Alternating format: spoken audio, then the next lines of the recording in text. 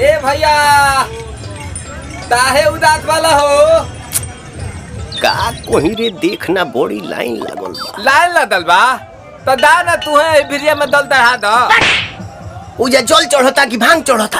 आथा बुझ गई नी यही थे थावन में बाबा बाबुलाई लहलन।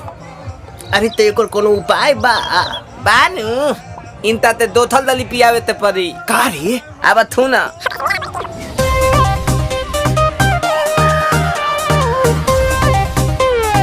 हर हर बम बम।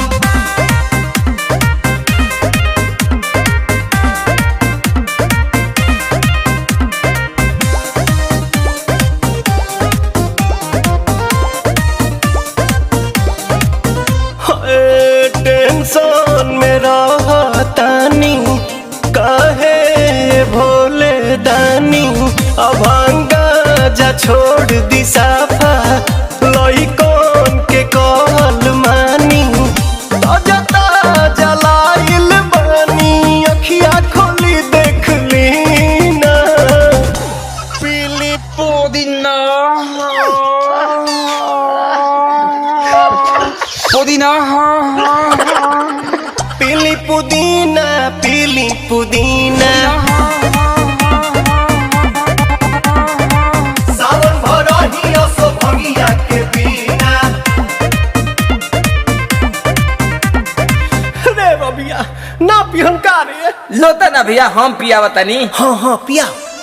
भनिया धो तुलावा थोली बतली तवे तदी भनिया धो तुलावा थोली बतली तवे तदी ए तबे लतालाई तली बाबा ए तलोते तदी ए तबे लतालाई तली बेलूरा ताता तली जनतानी बाबा रउआ भंगिया के बिना काम न चलेला एको दिन राम तनी का ख्याल करी सेवा के अपना हो चढ़ल बाटे सावन के महीना राम। रुको भौजी ये लोग के समझावा तनी।